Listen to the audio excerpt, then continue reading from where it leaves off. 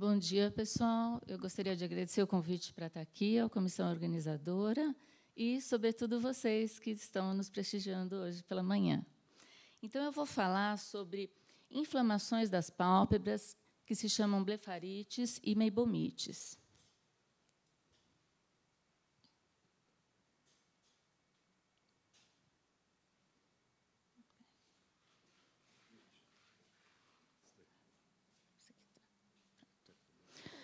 Bom, as pálpebras, elas funcionam como cortinas para a proteção do olho. Aqui vamos lá.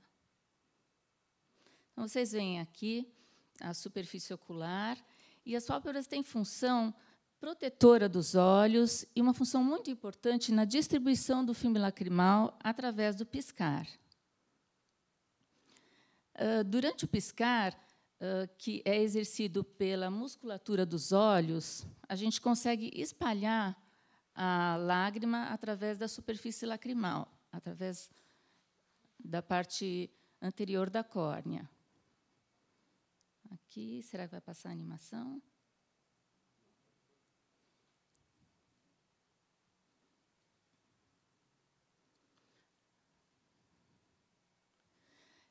A pálpebra, então, é constituída pela pele mais fininha do corpo humano, não tem uma camada submucosa de gordura e é uma estrutura frouxa, que facilita o piscar, porque é uma estrutura leve do nosso corpo. Aqui na anatomia da pálpebra, a gente tem, isso aqui é importante, a gente tem duas lamelas na pálpebra. Uma lamela anterior, que é a que fica mais perto da pele, que é constituída pela pele, pelos cílios e pela musculatura. E uma lamela mais posterior, que é onde a gente tem essas glândulas, das quais a gente vai falar, que são as glândulas de meibômios, aqui, que tem os orifíciozinhos que saem na margem da parte posterior da pálpebra. Bom, essas glândulas têm esse nome porque elas foram descritas por Meibom, e que descreveu assim a estrutura das glândulas de meibômios. Então, a gente tem aqui, na pálpebra superior, mais ou menos 30 a 40 glândulas de meibômios, e na pálpebra inferior, mais ou menos 20 a 30 glândulas.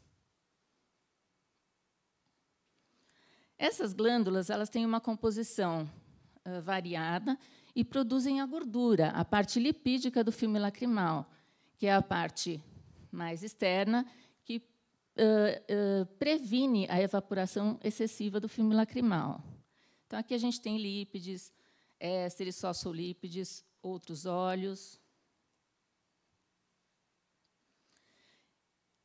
O controle da produção dessas secreções nas glândulas de meibômios é um controle inervado pelo parasimpático, e a secreção produzida aqui ela vai ser, então, eliminada através dos orifícios das glândulas. Então, aqui a gente tem o mesmo desenho esquemático, mostrando que os músculos eles estimulam, eles pressionam a pálpebra, de forma, os músculos da camada anterior da pálpebra, eles pressionam a pálpebra de forma que esse conteúdo seja expelido para a lágrima, protegendo a evaporação da lágrima, como a gente já disse. E a pálpebra superior tem, então, a função de espalhar toda essa lágrima pela superfície do olho. Então, aqui a gente mostra as camadas, a camada superficial de lípides, como já falamos. E aqui é uma foto de como essa camada lipídica fica sobre a superfície do olho, protegendo. Aqui a gente tem uma comparação, como se a gente imaginasse aqui não, esse foi o filminho que faltou anteriormente. A gente vê aqui, durante o piscar, essa camada sendo distribuída na superfície ocular E aqui, essas áreas mais pretas, entre uma piscada e outra, existe uma ruptura desse filme lacrimal. Então, a gente pisca, essa proteção dura alguns segundos, e dando conforto entre as piscadas, e, em algum momento, ela se rompe, mostrando aqui o que a gente chama de ruptura do filme lacrimal. Bom, aqui a gente teria uma pálpebra normal, e aqui a gente entra, então, nas blefarites, que são inflamações. Bléfaro são pálpebra, significa pálpebra, e as inflamações, então, das pálpebras. Pálpebras inchadas, vermelhas, com crostas, presença de bactérias. A gente vai falar um pouquinho melhor. Então, aqui a gente tem, no quadro da blefarite, a gente tem cílios com crostas, a borda palpebral inflamada, vermelhinha, e as glândulas de Meibômios tendendo à obstrução.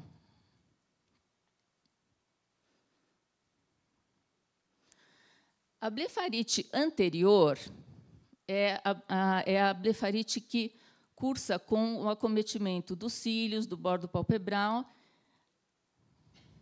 Aqui a gente tem, por exemplo, um desenho esquemático de uma blefarite anterior.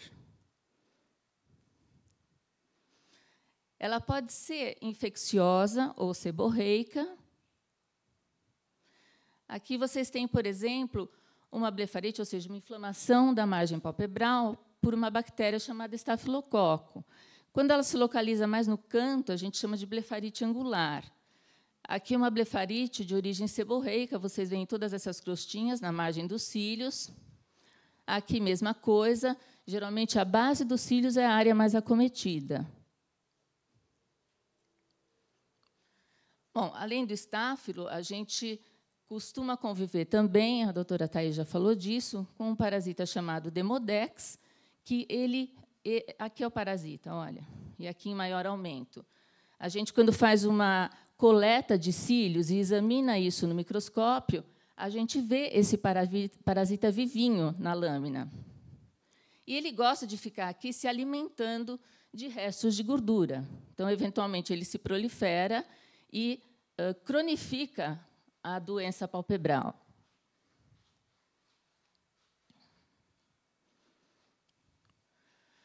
Bom, aqui, o que acontece? Às vezes, quando a gente tem essa blefarite anterior, bactérias como, por exemplo, o estafilococo, eliminam toxinas na superfície do olho. Essas toxinas acabam levando a lesões na córnea também. Então, a gente vê aqui que não só a margem palpebral, mas o olho como um todo está vermelho. Aqui a gente chama de conjuntiva, essa área avermelhada, peremiada. E aqui, as lesões da córnea por causa da toxicidade das bactérias. Bom, e a gente tem as blefarites posteriores. A blefarite posterior é o que a gente chama de meibomite, ou seja, existe aí uma inflamação das próprias glândulas de Meibômios. A gente vê aqui, é uma foto real, né, dos orifícios cheios de secreção, obstruídos. Então, a blefarite posterior, ela pode ser, é uma disfunção dessas glândulas, e ela pode ser localizada ou generalizada. Quando ela é localizada, ela forma aquelas lesõezinhas que vocês já devem ter visto, vocês chamam de terçol, a gente se refere a isso como um ordelo. Quando se organiza e forma uma cicatriz, forma um calásio. A generalizada, a gente tem um acometimento de toda a margem palpebral. Então, aqui, por exemplo, a fotinho, né, do terçol, que acho que muita gente já deve ter visto, né? E, quando ele acalma um pouquinho e vai fibrosando, chama calásio. Tudo isso porque aquela boquinha da glândula cronicamente foi obstruindo. Aqui, por exemplo, é uma doença de pele chamada rosácea, que é uma das principais causas de blefarites e meibomites, e a gente vê aqui esses vasos superinflamados na pele como um todo e também na margem palpebral. Então, pacientes que têm rosácea são candidatos a apresentarem esse tipo de problema. Isso acomete também crianças.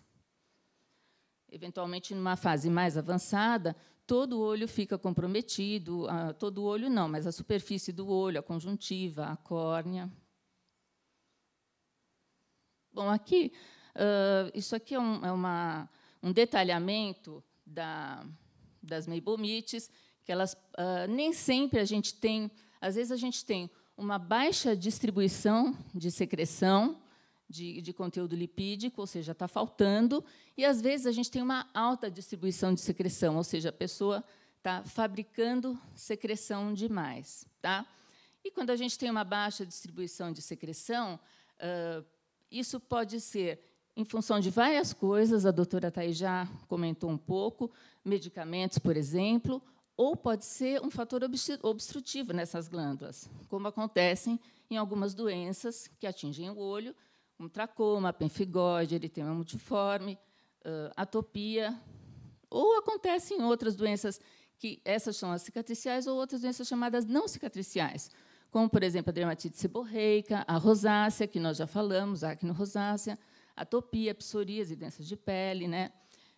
E aqui são aqueles que fabricam muita secreção lipídica, e aí incorrem outros problemas, como obstruções, por exemplo. Então, aqui, a fisiopatologia, nós já falamos um pouco disso. Né? A gente tem esse ducto, que normalmente deveria expelir a secreção adequadamente para fazer parte da lubrificação do olho e proteger da evaporação. Conforme a meibomite vai ocorrendo e essa inflamação vai se tornando um processo crônico, as glândulas tendem a atrofiar. Então, é algo que a gente não pode ignorar e ir só deixando os sintomas acontecerem, porque a gente pode partir de uma estrutura normal para uma atrofia dos ácinos e das glândulas. Aqui é para falar que a gente encontra isso na nossa clínica todo dia, nas mais diferentes situações. Então, pacientes que usam medicamentos para glaucoma, pacientes que estão em pré-operatório de catarata ou outras coisas, a gente, de repente, descobre que eles têm olho seco. O mais importante aqui é lembrar que 86% dos pacientes com olho seco têm essa condição de disfunção de glândulas de meibômios.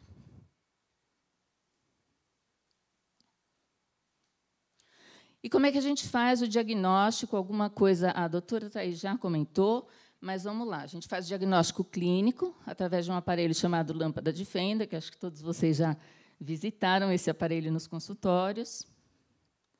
Então, é um diagnóstico por observação, onde a gente vê se as glândulas estão pérvidas, se as glândulas estão ficando obstruídas ou se elas estão com aspecto totalmente atrofiado. Como que a gente faz isso? Através da expressão da margem palpebral. Então, a gente tem um aparelhinho, a gente espreme a margem palpebral e vê como se comportam os orifícios das glândulas, o que sai dali de dentro. Bom, aqui a gente pode dividir a disfunção das glândulas de meibômios em leve, moderado e severo. Nos quadros leves, por exemplo, tem a obstrução de alguns orifícios, e na expressão que a gente vê é a saída de um fluido, geralmente um fluido ainda não muito grosso e opaco. Nos quadros moderados, a gente tem obstrução de orifícios e, geralmente, já tem margem com vasinhos nessa margem, a margem vascularizada, e a gente tem um fluido um pouco mais granulado, que sai de dentro da glândula. E nas formas severas, a gente tem deslocamento ou desaparecimento dos orifícios, e, olha só, a gente pode ter até um conteúdo pastoso saindo das glândulas quando a gente aperta. A gente chama de um aspecto de pasta de dente.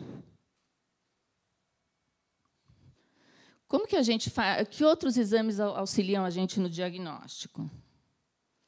Então, a gente tem aqui várias tecnologias, eu não vou entrar em detalhes, mas esses exames eles nos ajudam a medir parâmetros de avaliação do olho seco.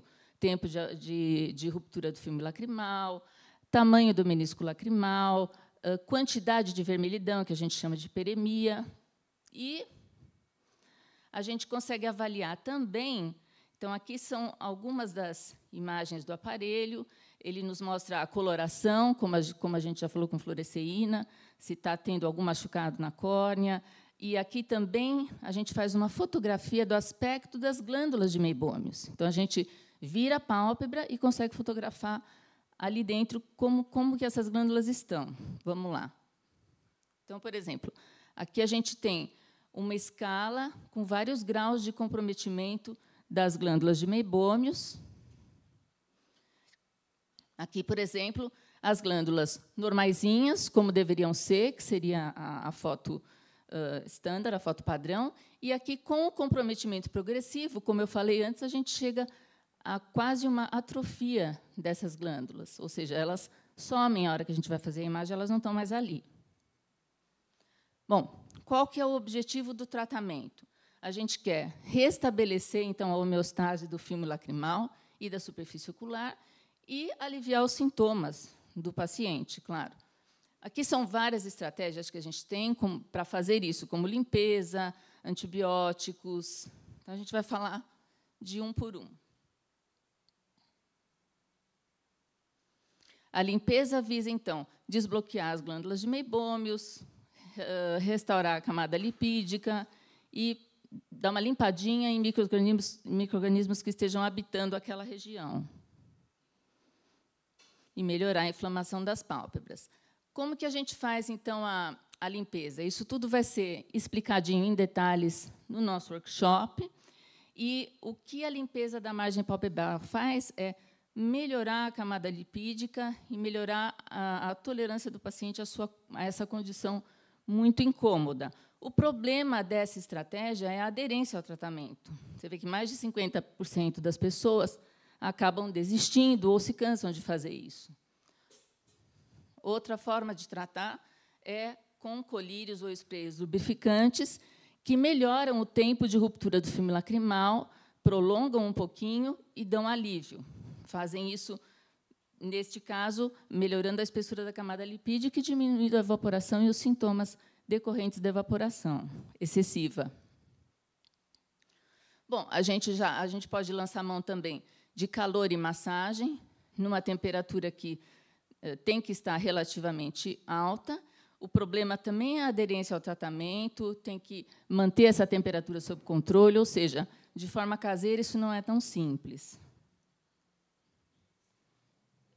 Quando a gente faz aquelas máscaras de aquecimento, no consultório, por exemplo, a gente também faz a expressão dessas glândulas. Não é muito confortável, mas traz muito alívio, porque a gente consegue, depois que aqueceu e dilatou os poros das glândulas, a gente consegue drenar essa secreção que está armazenada, que está represada lá dentro, com o uso de pinças específicas para isso, claro, né? São pinças atraumáticas que nos permitem fazer essa manobra e limpar a pálpebra. Bom, existem algumas inovações no tratamento. Por exemplo, um aparelhinho chamado MIBO, que são ondas curtas, que aquecem a margem palpebral, dilatam as glândulas e permitem que essa secreção flua de melhor forma. Uma outra tecnologia é o LipFlow, que é uma terapia termoativa, faz o aquecimento controlado das estruturas da pálpebra, mas preserva as estruturas do olho. Então, é um aquecimento alto, mas que age só na pálpebra, ajudando a liberar também mais adequadamente as secreções. Esse é o aparelhinho do LipFlow. E aqui a gente vai ter uma animaçãozinha. Olha, o aparelho vai fazendo ele é colocado nas pálpebras, aí ele vai fazendo essa pressão sobre as pálpebras, empurrando as glândulas e, com o aquecimento e o derretimento dessas secreções, a secreção é expelida. Aqui a colocação do aparelhinho, o aparelhinho colocado na pálpebra do paciente. A vantagem desse tipo de tratamento é que ele pode fazer os dois olhos simultaneamente. E aqui a gente vê, olha, a quantidade de gordura que saiu depois do tratamento. Então, toda essa gordura está aqui presinha no aparelho, mostrando o quanto a gente conseguiu melhorar essa drenagem. Aqui é apenas a demonstração de um caso onde a paciente tinha rosácea, começou com olhos muito vermelhos, e, depois do tratamento, os olhos vão ficando mais calmos, mais branquinhos, e a gente consegue medir todos esses parâmetros com os equipamentos que eu falei antes. Objetivamente, a gente consegue saber se melhorou a hiperemia, se melhorou o tempo de ruptura. Outro aparelhinho que a gente pode usar chama iLux, que é um aparelho portátil, mesmo princípio do anterior, uma terapia termoativa que aquece, derrete as secreções e permite a sua drenagem. A gente coloca o aparelhinho no olho do paciente, a temperatura é super controlada e é uma forma muito segura de aliviar os sintomas de forma mais prolongada. E nós temos a luz intensa pulsada, que ela age como calor, como oclusão dos vasos, por isso melhora muito casos de rosácea. Ela tem um efeito anti-inflamatório e tem um efeito neuromodulador, melhorando a resposta das glândulas e a sua forma de fabricar o filme lacrimal. Então, esse é um diferencial desse tipo de tratamento que nos permite agir mais na causa do problema e ter uma melhora prolongada. Aqui são vários tipos de luz pulsada. E aqui a gente tem um aparelho novo também, que chama máscara de fotobiomodulação, que também age como calor, como anti-inflamatório, ajuda a matar algumas bactérias, inclusive Demodex.